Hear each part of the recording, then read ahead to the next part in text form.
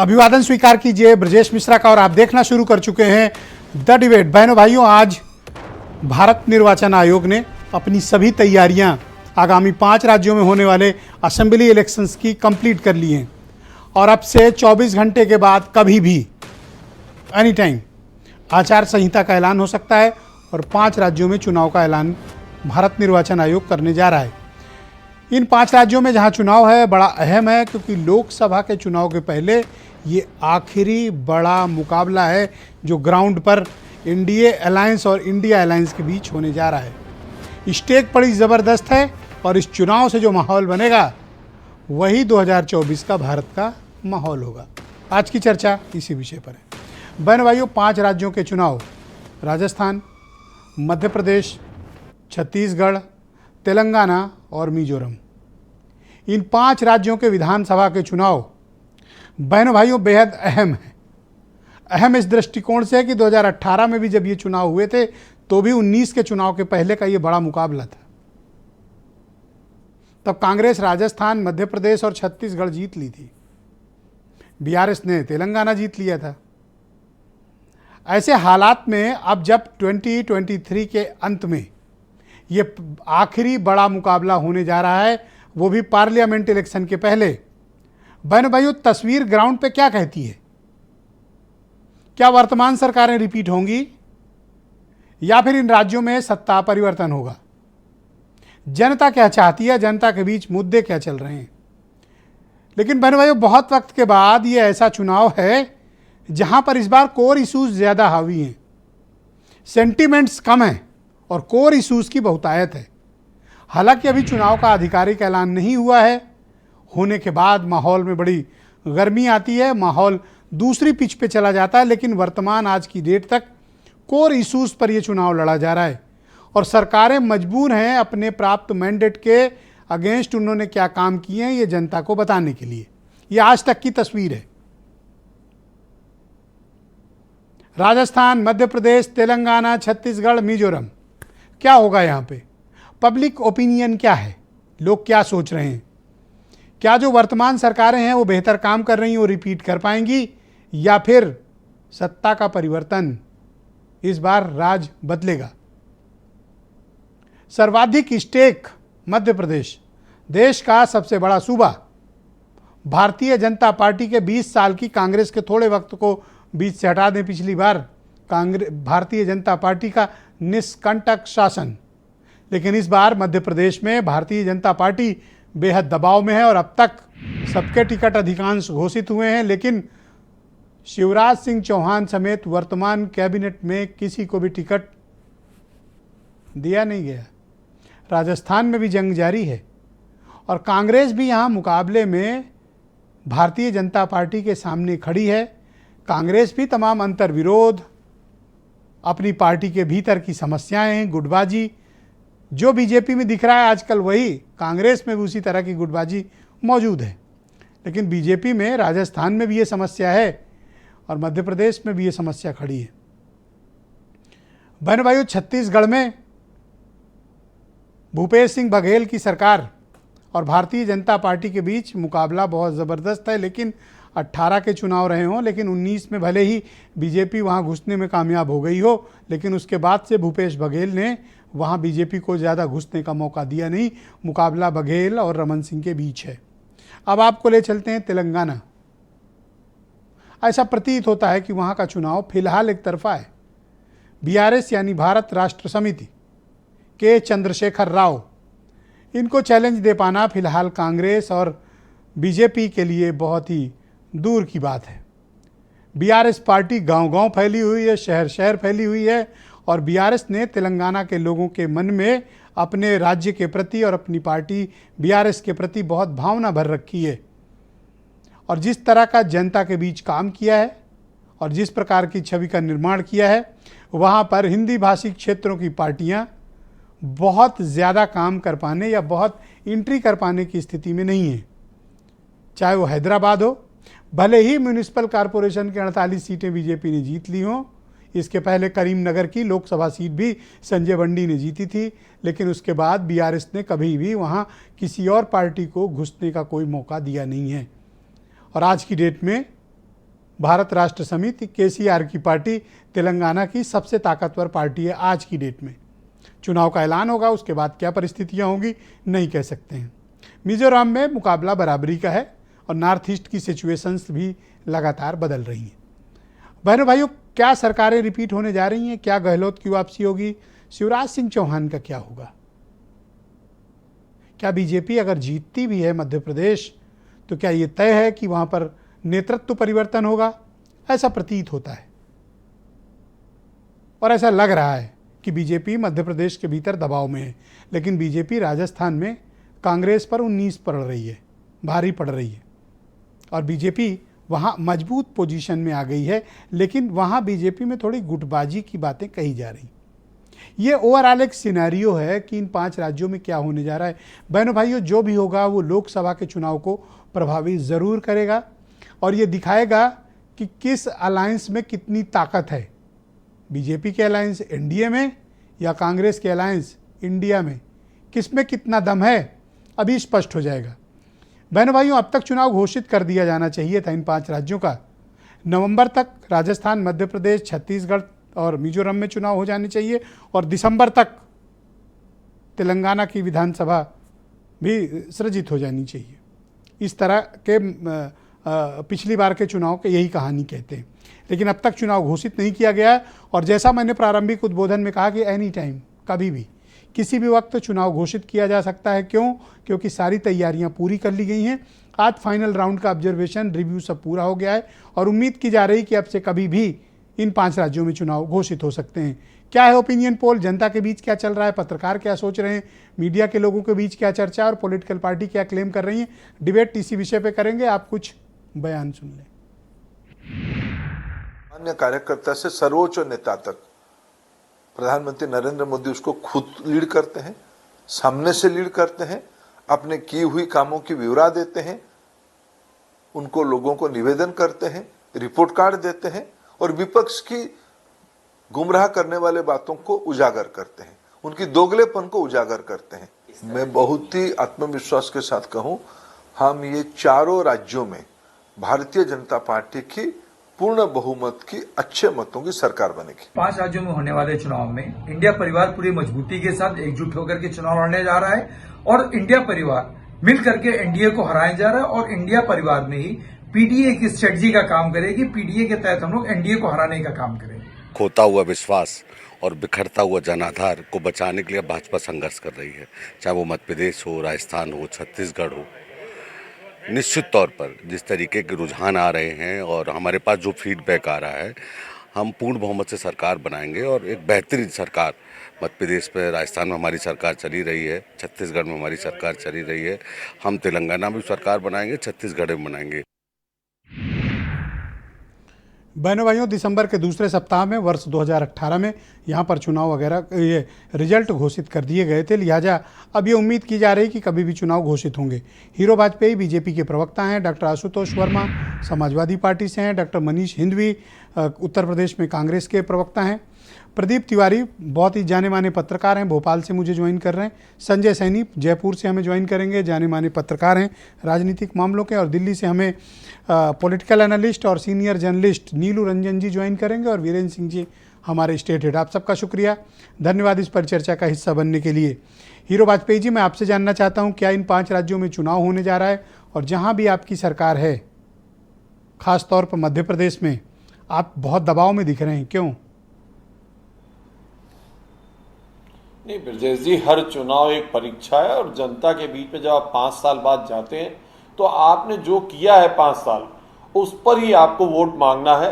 और मुझे लगता है इस परीक्षा जब भी किसी की होती है, चाहे वो कितना ही ब्रिलियंट स्टूडेंट क्यों ना हो, परीक्षा का खौफ जरूर रहता है। और जनता जनार्दन है, मुझे लगता है इसमें भारतीय जनता पार्टी फिर 100% नंबरों से पास होगी और इन सभी प्रदेशों में जो 2018 का रिजल्ट था उसका उल्टा रिजल्ट इस बार देखने को मिलेगा।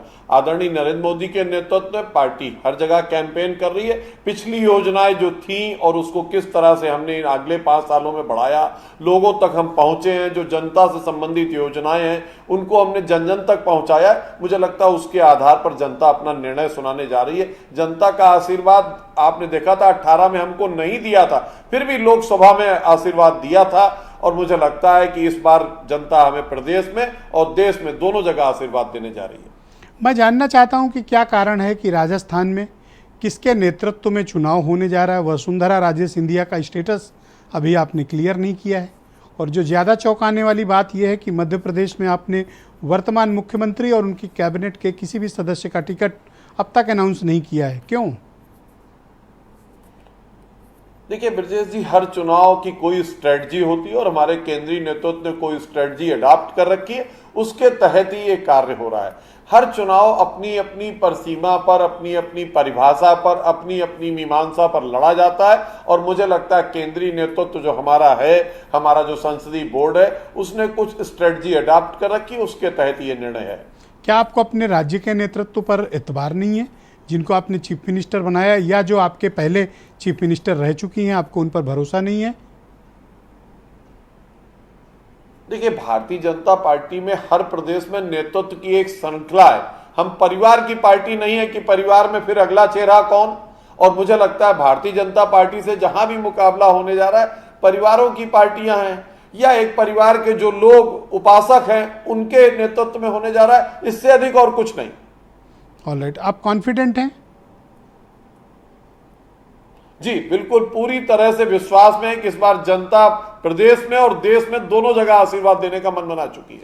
प्रदीप तिवारी मध्य प्रदेश के बहुत ही जाने माने पत्रकार और पॉलिटिकल एनालिस्ट हैं, सीधे भोपाल से हमें ज्वाइन कर चुके हैं। तिवारी जी, आपका बहुत शुक्रिया हमें समय देने के लिए। बताइए सर, मध्य प्रदेश का क्या राजनीतिक वातावरण है?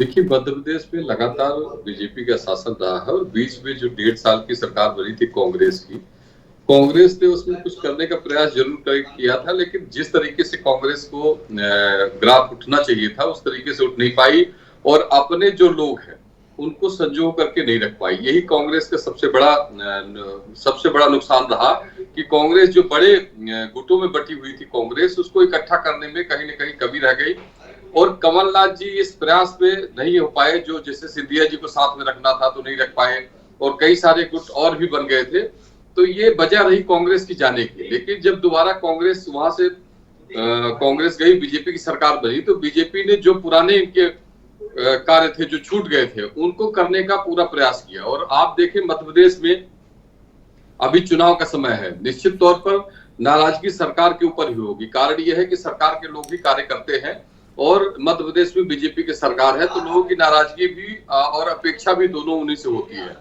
तो आप मालवा क्षेत्र में देखें तो पिछली बार जो 66 सीटें थी मालवा की, उसमें से बहुत कम सीटें मिल पाई थी बीजेपी की। लेकिन इस बार अभी जो पिछले सर्वे हुए थे और अभी भी जो वर्तमान की रुझान आ रहे लोगों के बीच के, वो कहीं ना कहीं वहां बीजेपी बढ़त में है, और कांग्रेस की जो 40 सीटें थी उससे कम होती नजर आ रही है।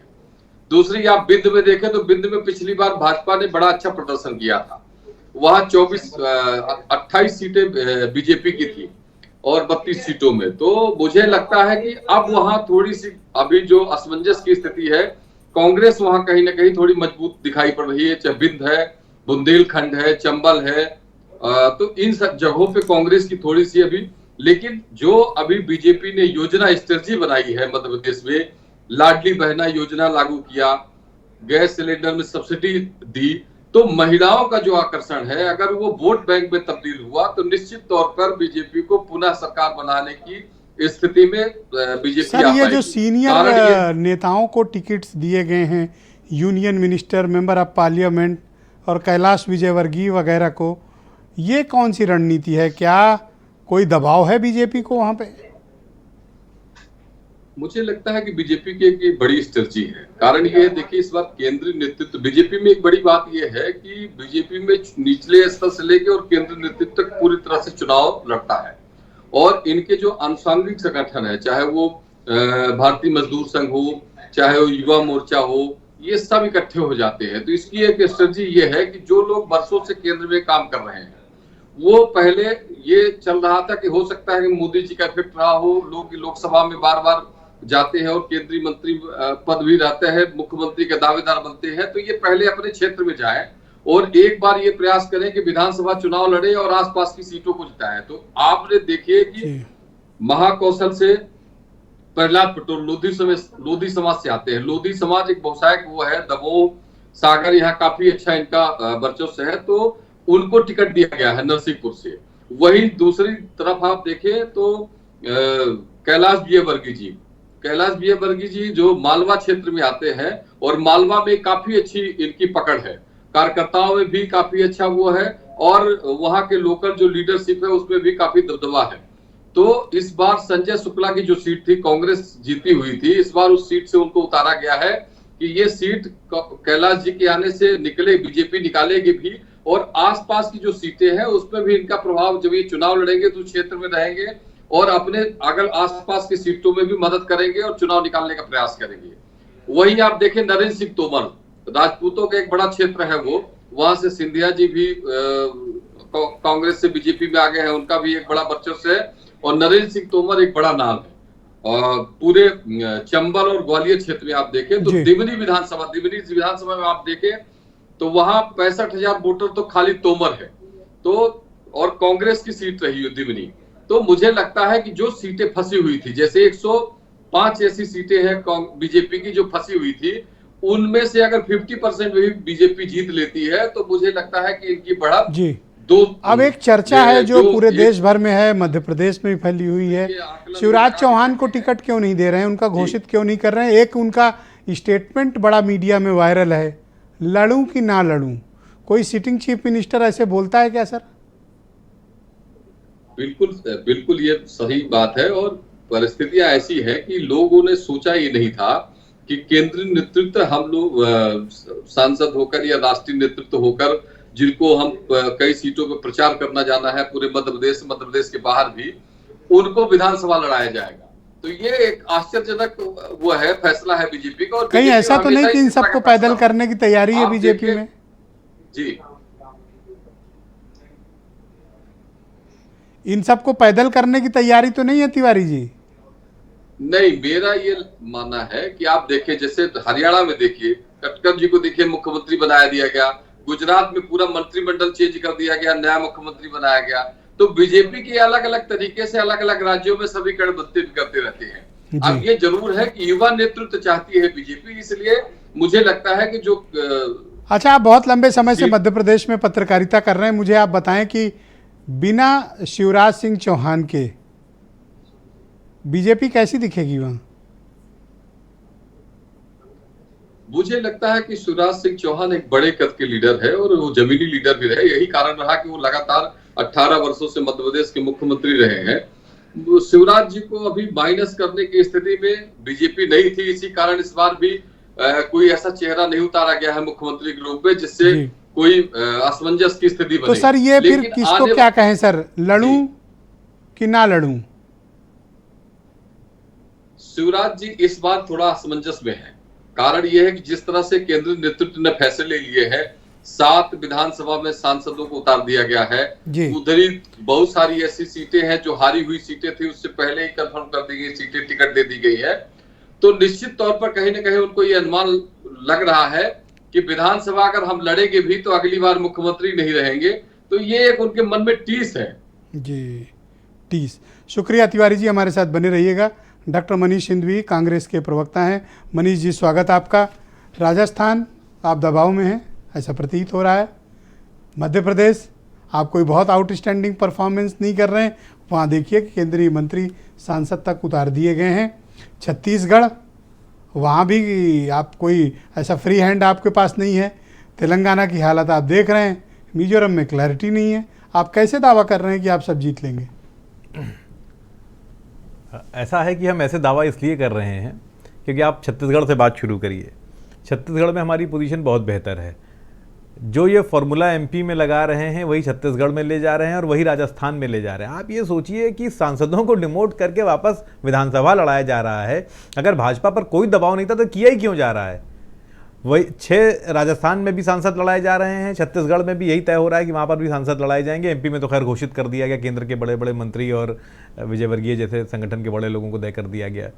देखिए, हमारी पोजीशन अगर ख़राब होती तो भाजपा इतना दबाव ना महसूस करती, पहली बात। दूसरी बात, अगर मध्य प्रदेश की बात करें, आदरणीय तिवारी जी की बात से मैं बहुत, भाई उन्होंने कहा, उनका अपना एक आकलन है। मैं सिर्फ इतना कहना चाहूँगा कि जो एमपी में दिख रहा है इस वक्त वो सब अच्छा नहीं है। शिवराज सिंह की बात आप खुद ही कह रहे हैं, मंच से वो कह रहे हैं, शिवराज एक वहाँ पर बड़ा फैक्टर हैं। उनको उनके विरोध में तमाम बड़े नेताओं को उतारा गया। मुख्यमंत्री का चेहरा नहीं कहा जा रहा, लेकिन ये शिवराज भी जान रहे हैं कि वहाँ पर मुख्यमंत्री अब वो नहीं रहेंगे। क्या ये जो खींचतान है ये हमको फ़ायदा नहीं देगी? दूसरा, जिस तरीके से हमारी सरकार वहाँ हटाई गई वो जनता के बीच में है। राजस्थान दोबारा बना देगी तो बचा पाओगे? बिल्कुल बचा लेंगे। हम पिछली बार से देखेंगे। पिछली बार से सबक लेकर बैठे हैं, देखेंगे, है ना? देखेंगे। मतलब आपका कहना है भैया तिवारी जी, बना भी लिए तो बचा पाएंगे ये? आपका कहना है कि मेरा कुछ नहीं कहना, मेरा सिर्फ एक रनिंग कमेंट्री आप बोले। और देखिए, राजस्थान अभी बहुत कठिन लग रहा है। कारण ये है, कांग्रेस जो कहती है, अभी देखिए दिग्विजय सिंह जी ने एक फार्मूला तय किया था कि जिन 60-65 सीटों पे हम लगातार चुनाव हारते आए हैं, उन सीटों पे पहले हम चयन कर लेंगे प्रत्याशियों को, 2 महीने 3 महीने पहले हम घोषित कर देंगे। लेकिन कहीं ना कहीं कांग्रेस उसमें भी पीछे रही जी। दूसरी बात, कांग्रेस के जो 4 क्षेत्र हैं, महाकौशल, बुंदेलखंड, बिंद, तो इन सब क्षेत्रों में एक अलग अलग छत्र बनाए गए हैं और उनके माध्यम से टिकट वितरित होते हैं। इससे ज्यादा नुकसान कांग्रेस को होता है। Manish Sindhvi go ahead. लेकिन इस बार एमपी में आप अगर देखिएगा तो तमाम हमारे यहाँ जो आपसी कहते हैं, मतलब जो थोड़े बहुत मतभेद थे वो लगभग ख़त्म पर हैं और सब लोग मिलकर चुनाव लड़ रहे हैं। एमपी में सबसे बड़ा प्लस पॉइंट ये है कि इस बार जो पिछली बारों में थोड़े बहुत मतभेद दिखाई पड़ते थे वो भी नहीं है और सब कमलनाथ जी के नेतृत्व में पूरा चुनाव लड़ा जा रहा है। एकदम स्पष्ट है मामला। एक तो आप देखिए हमारे सारे जगहों पर हमारे सीएम चेहरे एकदम खुलकर हैं कि किसके नेतृत्व में चुनाव। आप राजस्थान जाइए, पूरे राजस्थान में स्पष्ट है कि अशोक गहलोत जी के नेतृत्व में चुनाव लड़ा जा रहा है, कहीं कोई कंफ्यूजन नहीं है। यही एमपी में भी है, यही छत्तीसगढ़ में भी है। मिजोरम में भी इस बार चुनाव हम ठीक लड़ेंगे क्योंकि मिजोरम में भी पिछला तेलंगाना में खड़े होने को भी जगह नहीं। केसीआर आज भी अनडिफिटेबल है, उनको हराया नहीं जा सकता। में ऐसा नहीं है कि तेलंगाना में हम पिछली बार भी 28% वोट पाए थे, पहली बार 25 पाए थे, दूसरी बार में हमारा बढ़ गया था। यानी 14 और 18 के बीच में हमारा वोट प्रतिशत घटा नहीं है, हमारा वोट प्रतिशत बढ़ा है, 25 से 28 हुआ है। सीटें हमारे पास बिल्कुल ठीक बात है कि 19 ही थी, लेकिन वोट प्रतिशत हमारा घटा नहीं बढ़ा है। तो ये अगला आदमी छाती ठोक के कह रहा है सिर्फ हराएंगे नहीं, ब्रजेश जी जमानतें जब्त करा के भी वो ठीक है, वो सियासत में बातें कही जाती हैं, लेकिन मैंने कहा नहीं, बड़े आदर के साथ हमारा वोट प्रतिशत घटा नहीं, हम 28% वोट परसेंट के साथ वहां पर हैं। तो ये कहना कि हमारे पास खड़े होने की जगह नहीं, ठीक नहीं है पूरे प्रदेश में। और इस बार अपना वोट प्रतिशत भी बढ़ाएंगे और सीटें भी बढ़ाएंगे। मैं डॉक्टर आशुतोष वर्मा को आमंत्रित करता हूं, समाजवादी पार्टी के प्रवक्ता हैं। आशुतोष जी, मध्य प्रदेश में चुनाव लड़ रहे हैं? हाँ, अभी तक तो लड़ रहा हूँ, बिल्कुल लड़ रहे हैं हम लोग। ओके, कुछ टिकट के बंटवारे पर फाइनल हुआ आपका? कुछ चीज़ें फाइनल हो रही हैं, आखिरी दौर की बातचीत जारी है और अभी हाल ही में अखिलेश जी वहाँ पे गए हैं। तो ऐसी कौन सी बातचीत है जो चुनाव घोषित होने जा रहा है, आप घोषित नहीं कर? नहीं, देखिए ऐसा है कि 2 चीज़ें हमारे सामने हैं कि एक तो क्या मध्य प्रदेश में चुनाव लड़ना चाहिए, तो क्योंकि हमारा संगठन है वहाँ पे हम पहले भी चुनाव लड़ते रहे हैं, हमारे विधायक रहे हैं, तो हाँ, हम चुनाव जरूर लड़ेंगे। दूसरी बात पूछी गई है साइकिल के सिंबल पे, हमने कहा हाँ बिल्कुल हम साइकिल के सिंबल पे लड़ेंगे। तीसरा जो बड़ा मुद्दा है और जो वाकई मौजूदा मुद्दा है कि क्या गठबंधन के साथ में लड़ेंगे, तो मुझे लगता है कि अभी इसमें सीनियर नेता बात कर रहे हैं। अगर हमको सही चीज़ें मिलेंगी तो हम गठबंधन और इंडिया गठबंधन के साथ में भी लड़ेंगे। असहमति के कारण क्या है? नहीं, देखिए ऐसा है, कभी कभी क्या होता है कि जैसे हम बार बार बोलते हैं कि उत्तर प्रदेश में हम बड़ी पार्टी हैं, तो यहाँ पर जो भी चीज़ें होती हैं वो समाजवादी पार्टी के पाले में रखी जाती हैं, फिर उसके हिसाब से चीज़ें होती हैं। लेकिन मध्य प्रदेश में हम बड़ी पार्टी नहीं है, इस वास्तविकता को हम जानते हैं। तो हम जो वहाँ पे बड़े दल हैं उनसे बात कर रहे हैं, जिस भी तरीके से हो ब्रजेश जी, भारतीय जनता पार्टी को वहाँ हराने का काम करेंगे। कांग्रेस जैसा व्यवहार आपके साथ एमपी में कर रही है, क्या उचित है?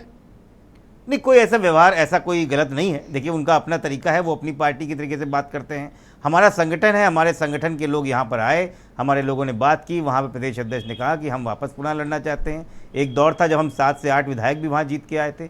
तो हमको लगता है कि हमारी पार्टी का विस्तार बिल्कुल सही जगह, और एमपी एक ऐसी मुफीद जगह है भारतीय समाजवादी पार्टी के लिए जहाँ पे वो अपना पैर अच्छी तरीके से प्रसार कर सकती है। तो हम क्यों नहीं चुनाव जो मध्य प्रदेश में फार्मूला कांग्रेस लगाएगी, वही फार्मूला उत्तर प्रदेश में समाजवादी पार्टी कांग्रेस के साथ लगाएगी?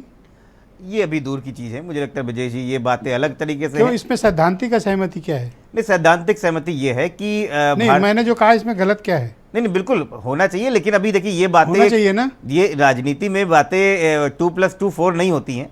मुझे लगता है कि थोड़ा समझना चाहिए और थोड़ा समय देना चाहिए। ये जरूर है कि हम भारतीय जनता पार्टी को इन 5 स्टेट्स में हरा सकते हैं, क्योंकि पिछली 2018 कैसे? में वो तो बता रहे हैं कि वो असीमित ताकत से भरे हुए हैं और सब राज्यों में सरकार आ रही है, तो देखिए, तेलंगाना तक क्लेम कर रहे हैं। ब्रिजेश जी देखिए, परेशानी भारतीय जनता पार्टी के साथ में है। जब वो 19 की बात करती है तो कहती है हम 19 से अच्छा बेहतर प्रदर्शन करेंगे, लेकिन जब विधानसभा की बात करती है तो हम कहते हैं 18 के चुनाव को बदल देंगे। देखिए, ये राजस्थान हारे, ये मध्य प्रदेश हारे, ये मिजोरम भी गठबंधन में जोरथंगमा के साथ में रहे, ये तेलंगाना भी हारे, ये छत्तीसगढ़ भी हारे। तो भारतीय जनता पार्टी के तो इन 5 राज्यों में कहीं कुछ है ही नहीं। वो तो बची बचाई अपनी कीमत किसी तरीके से लेना चाहती है। देखिए, मध्य प्रदेश के अलावा कांग्रेस की बहुत ज्यादा स्टेक कहीं नहीं है। अरे सॉरी, बीजेपी की कहीं बहुत स्टेक नहीं है। नहीं, बिल्कुल मानता हूँ, हारेंगे भी तो कहेंगे कि सिर्फ एक ही स्टेट तो था हमारे पास। लेकिन इज्जत तो अलायंस वालों की फंसी हुई है। ब्रिजेश जी, और एक नॉन अलायंस है केसीआर। नहीं, मध्य प्रदेश में भी इनका पास स्टेक नहीं बचा है। मध्य प्रदेश में स्टेक तो उसी दिन खो गया जब इन्होंने जनता का जो जनमत आया था उसके खिलाफ इन्होंने तोड़ के सरकार बनाई है। और ये कहीं ना कहीं देखिए, आप जो वोट पाते हैं उसके बाद जो आप पोस्ट प्लान अलायंस करते हैं, तोड़ते हैं, किसी को मुख्यमंत्री बनाते हैं, किसी को आप केंद्रीय मंत्री बनाते हैं, उसके बाद सरकार बनाते हैं, तो जनता ठगा सा महसूस करती है। और ये हुआ मध्य प्रदेश में।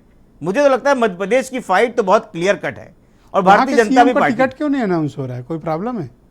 समाजवादी पार्टी का टिकट बहुत जल्दी अनाउंस नहीं, होगा। इनके बीजेपी वालों में क्या दिक्कत है?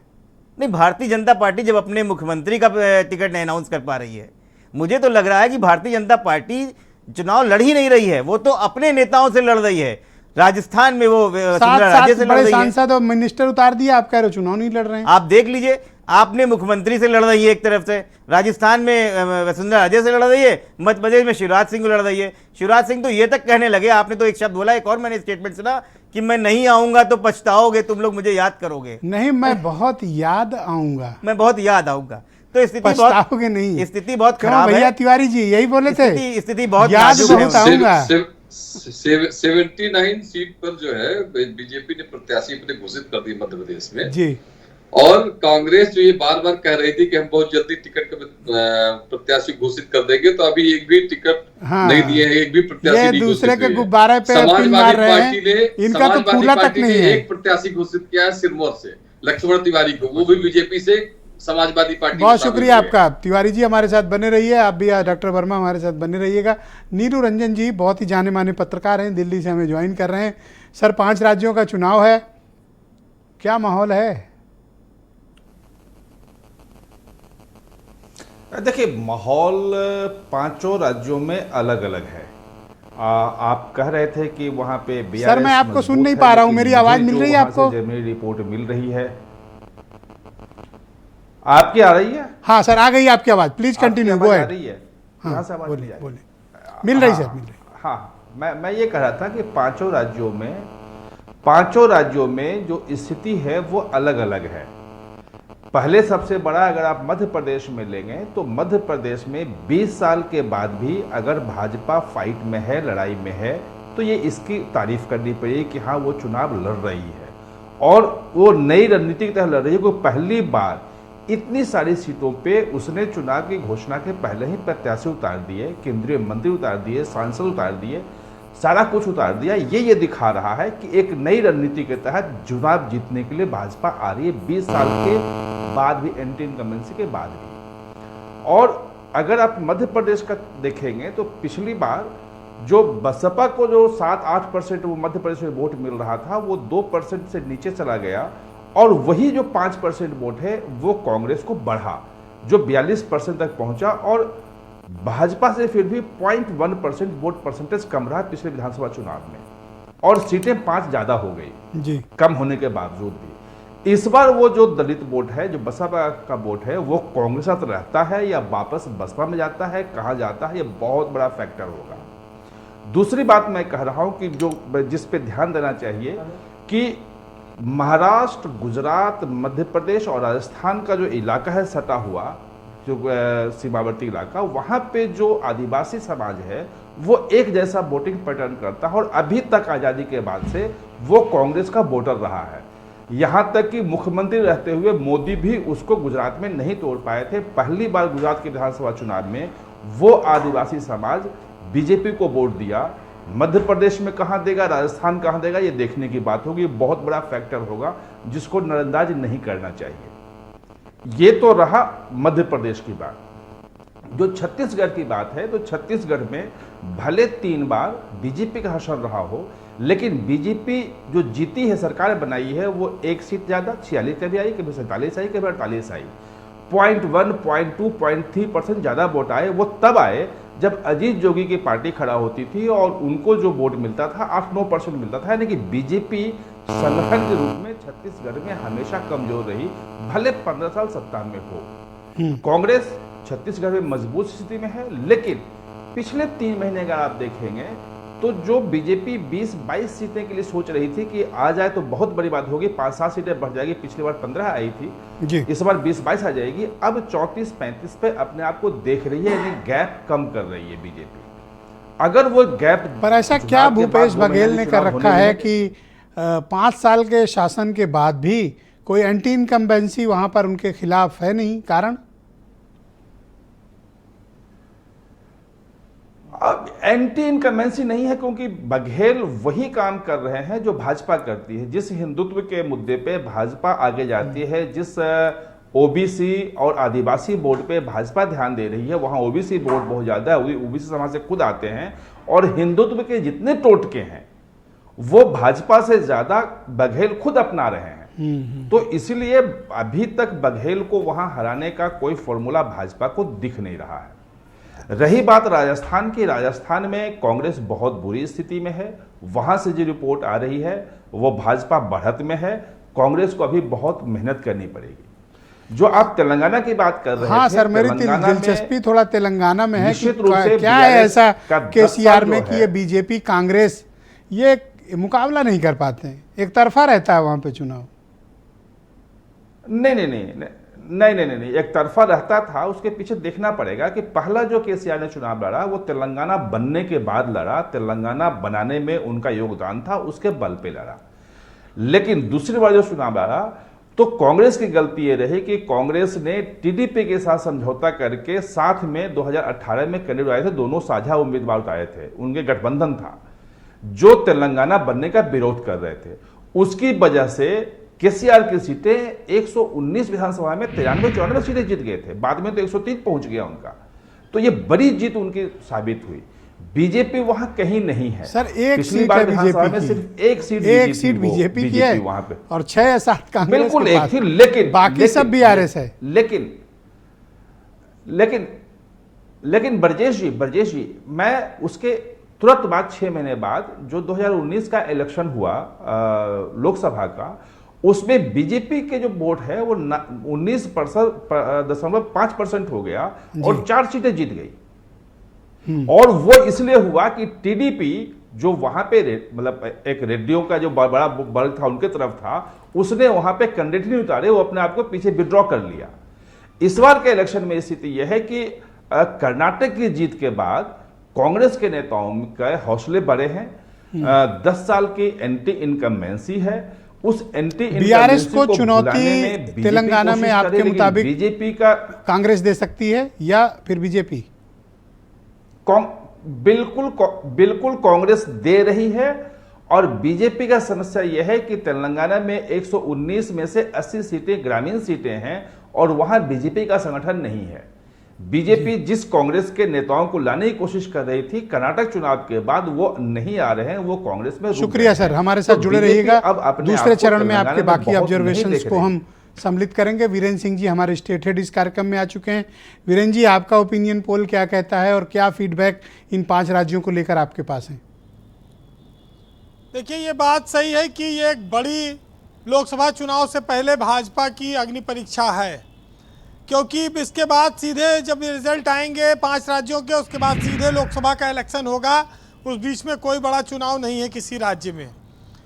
तो जो ये 5 राज्य हैं, ये लगभग 90 से 100 सीट के लगभग लोकसभा की इनमें आती है, और ये एक तरह से बड़ा वोट बैंक है और बड़ी सीटें हैं जो इन राज्यों के हार जीत को प्रभावित करेंगी, माहौल बनाएंगी, एक तरह से टेम्पो पैदा करेंगी कि लोकसभा का चुनाव इन राज्यों में किस ओर जा सकता है।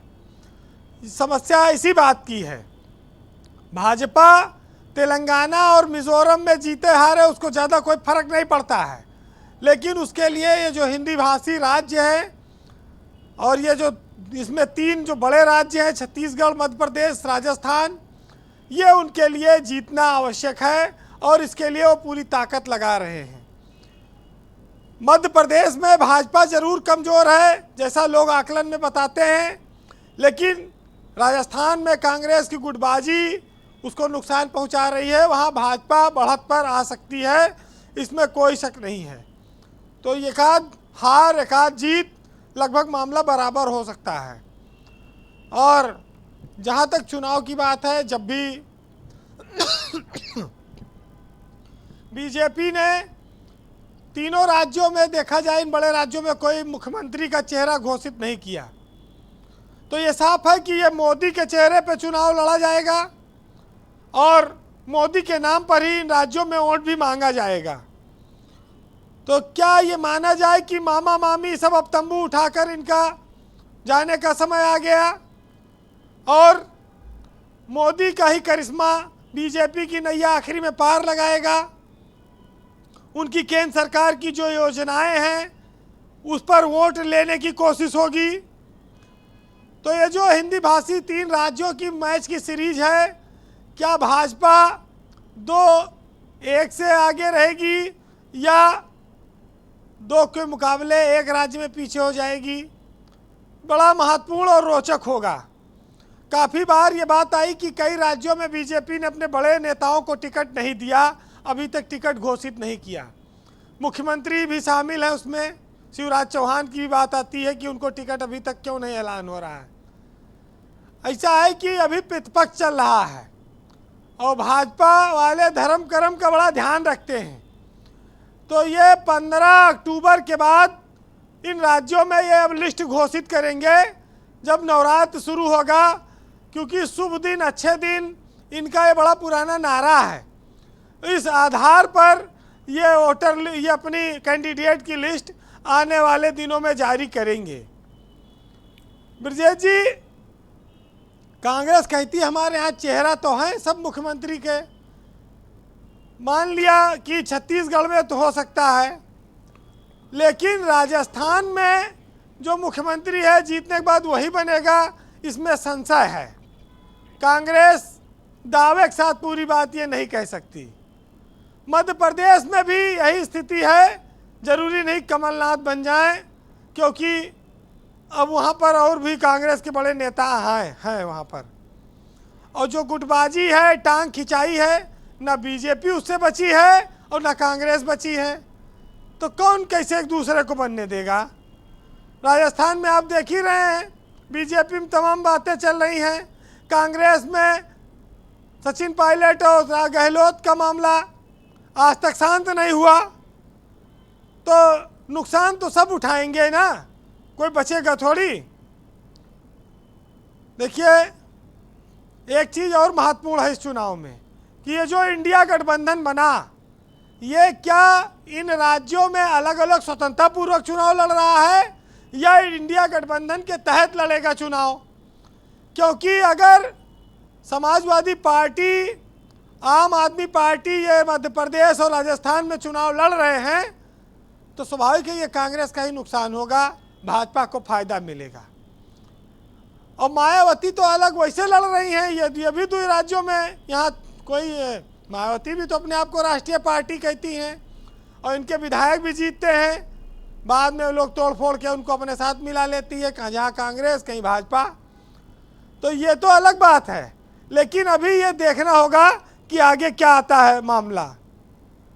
तो ये सारे फैक्टर्स हैं और विधानसभा के चुनाव 500 के करीब विधानसभा की जो सीटें हैं, ये इस देश की राजनीति के लिए बड़ा महत्व रखती हैं जी। वैसे बीजेपी को मोदी के आने के बाद से छप्पर फाड़ के वोट मिलता रहा है, जहां नहीं मिला वहां खुद छप्पर फाड़ लिया, वहां पर सरकार बना ली।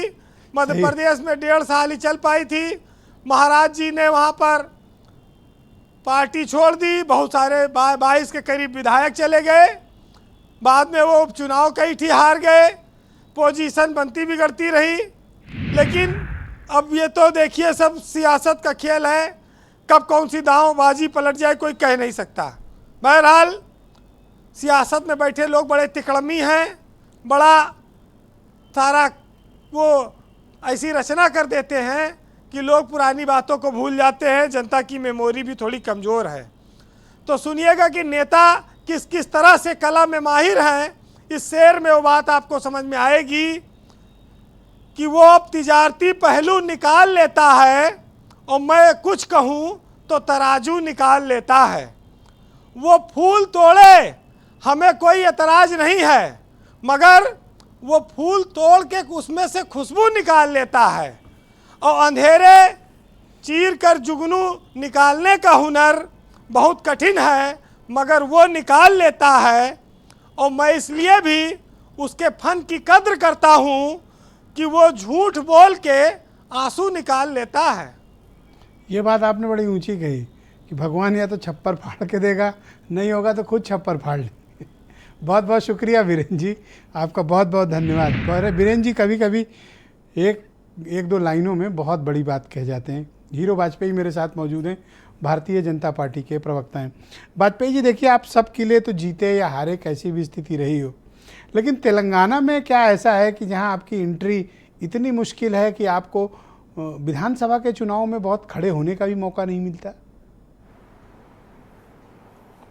देखिए ब्रजेश जी, पूरे देश में भारतीय जनता पार्टी का ग्राफ बहुत नीचे भी जा चुका और बहुत ऊपर भी आ चुका। तमाम प्रदेशों में स्थितियां नहीं थी। साउथ का दरवाज़ा कभी खुला नहीं था, वो भी खुला, बंद हुआ, फिर खुला, फिर बंद हुआ। तो ये जनता का आकलन है। पार्टियां अपना काम लोकतांत्रिक व्यवस्था में करती हैं और उसमें अपने नेतृत्व के साथ उतरती हैं। कभी कभी लोकल स्तर पे तमाम चीज़ें नहीं होती। मुझे लगता है तेलंगाना जब से बना है, केसीआर जी ने उसका आंदोलन किया था, केसीआर के नेतृत्व में सरकार चल रही, लेकिन तेलंगाना में भ्रष्टाचार चरम पर है और जनता वहाँ विकल्प खोज रही है। भारतीय जनता पार्टी अपनी पूरी ताकत के साथ चुनाव लड़ रही है और मुझे लगता है कि पिछली बार हैदराबाद में नगर निगम चुनाव में आशीर्वाद मिला था जनता का और लोकसभा में मिला। मुझे लगता है आगे विधानसभा चुनाव में भी भारतीय जनता पार्टी मुख्य विकल्प के रूप में इस समय चुनाव में तेलंगाना में केसीआर की पार्टी के सामने है। मैं अभी ब्रजेश जी सुन रहा था जिस वजह से आपने ये डिबेट शुरू की कि एनडीए भी तैयार है और इंडिया भी तैयार है। मुझे तो नहीं लगता इस पूरे चुनाव के वार्तालाप के दो प्रवक्ता इंडिया के बैठे हैं आपके पैनल में, किसी ने भी ये नहीं कहा कि इंडिया चुनाव लड़ेगा। लोगों ने कहा हम चुनाव लड़ रहे हैं। और दूसरी एक और बात, लोग कहते मोदी जी का उतार दिया है। अरे भाई, मेरी पार्टी के सबसे लोकप्रिय नेता मोदी जी हैं। मोदी जी सबसे बड़ा नेतृत्व है। अरे भाई, आप लोग भी उतारते हैं। आप राहुल गांधी को क्या बड़ा नेता नहीं मानते अपने यहाँ?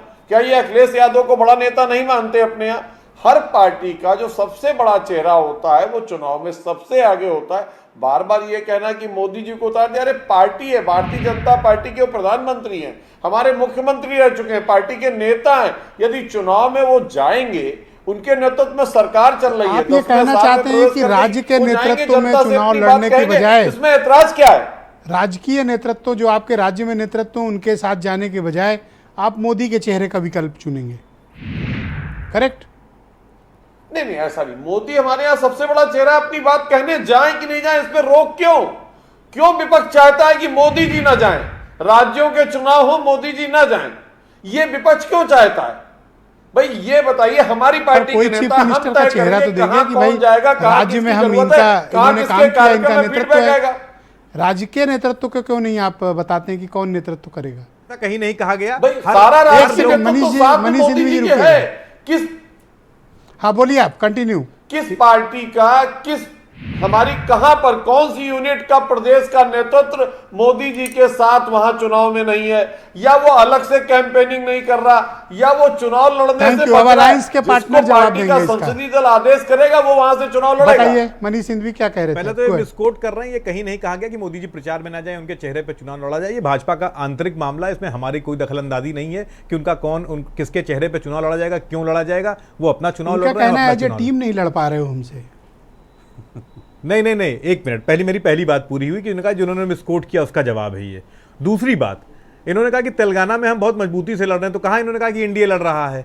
जाहिर सी बात है, सारी पार्टियां उनका अपना संगठन है, अपना दल है। हमने लोकसभा चुनाव के लिए एक पैक्ट किया इंडिया अलायंस के रूप में। हम ये चुनाव भी ये हमारा आपसी सामंजस्य है कि हम ये चुनाव भी साथ लड़ने जा रहे हैं।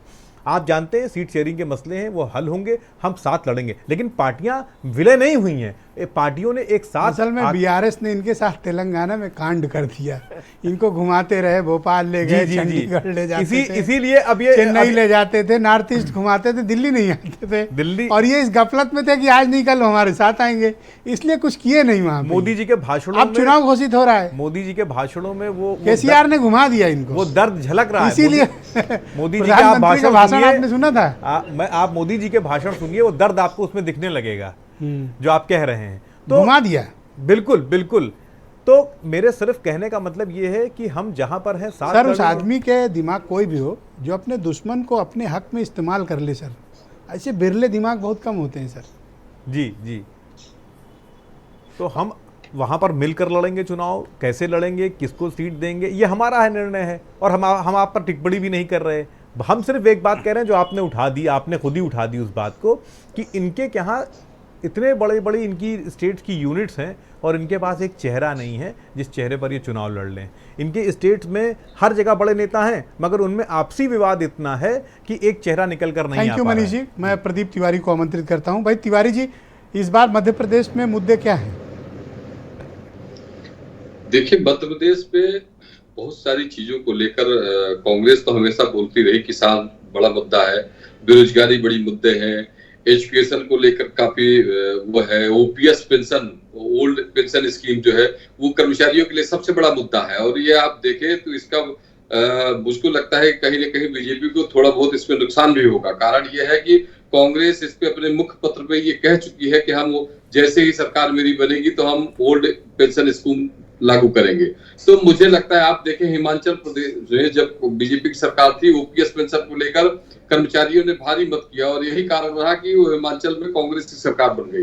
तो मुझे लगता है कि कांग्रेस के कुछ मुद्दे, किसान का मामला हो, ओपीएस ओल्ड पेंशन स्कीम है, एजुकेशन है, और ये बहुत सारे ऐसे मामले हैं जिसको कांग्रेस ने पहले से अपने उसमें खाने में ले लिया है। तो कहीं ना कहीं बीजेपी को इसका तोड़ निकालना, बीजेपी ने इसका तोड़ ये निकालना है कि जो महिलाओं का प्रतिशत था 2 करोड़ 2.5 करोड़ करीब महिलाओं का जो प्रतिशत है, उसमें से 1 करोड़ 10 लाख करीब महिलाओं को अभी लाडली बहना योजना लागू करके और उनको लाडली योजना काम कर रही है, आपको ऐसा प्रतीत होता है? मुझे लगता है कि लाडली योजना का कुछ बहुत ज्यादा तो मैं नहीं कह सकता, इसलिए कि अभी चुनाव का समय है और चुनाव के समय में बहुत सारी जो योजनाएं लागू होती है उसका कितना असर पड़ता है ये तो। थैंक यू तिवारी जी, हमारे साथ बने रहिएगा। मैं डिबेट को आगे बढ़ाता हूं। डॉक्टर आशुतोष वर्मा, देखिए बीजेपी का तो ये क्लेम है और ये विजिबल भी है कि आप लोग एज ए इंडिया अलायंस कहाँ लड़ रहे हैं, आप अपना लड़ रहे हैं, वो अपना लड़ रहे हैं। नहीं ब्रिजेश जी, देखिए 2 चीज़ें हैं। पहले तो अभी मैं भारतीय जनता पार्टी की प्रवक्ता को भी जवाब वो देना चाहता हूँ, फिर आप पे भी आता हूँ। उन्होंने कहा कि विपक्ष ये कह रहा है कि मोदी जी का चेहरा है। भाई विपक्ष नहीं कह रहा है, आपका आरएसएस संगठन और ऑर्गेनाइजर में लिख के कह रहा है कि हम मोदी के चेहरे से और हिंदुत्व से काम नहीं चलेगा। तो पहले अपना आकलन कीजिए। खैर आप जो भी जिसको ले जाइए, लेकिन कई बार ऐसा होता है, आजकल ऑर्गेनाइजर काफी मंगा रहे हो घर पे। ठीक है। कई बार ऐसा होता है कि ब्रिजेश जी देखिए कि जब भी जैसे भी ग्राम पंचायत के चुनाव हुए, अपना दल अलग लड़ रहा था, निषाद पार्टी अलग लड़ रही थी, भारतीय जनता पार्टी अलग लड़ रही थी। तो ये नहीं होता है कि आप जो है कि एक गठबंधन बना लिया है। समाजवादी पार्टी पहले भी मध्य प्रदेश में लड़ती थी, आज भी लड़ेगी। हाँ, हम ये जरूर जानते हैं कि चाहे जैसे भी लड़ें, भारतीय जनता पार्टी को वहां नहीं जीतने देंगे। और राजनीति में कई तरीके होते हैं, लड़ने साथ में गठबंधन करके और ना गठबंधन करके। भारतीय जनता पार्टी को इस बात को समझना चाहिए कि गठबंधन हमारा जो बना हुआ है वो लोकसभा के लिए बना है, और लोकसभा के साथ में भी हम विधानसभा में भी इनको रोकने में सक्षम है। हमारी अपनी स्ट्रेटजी है, हमारा अपना तरीका है। बहुत ही कंडीशनल अलायंस है आपका। मैं नीलू रंजन जी को आमंत्रित करता हूँ। नीलू रंजन जी, चुनाव के घोषणा में सर विलंब क्यों हो रहा है? आज तो रिव्यू मीटिंग वगैरह भी हो गई, अब तक तो घोषित हो जाना चाहिए था, कोई कारण?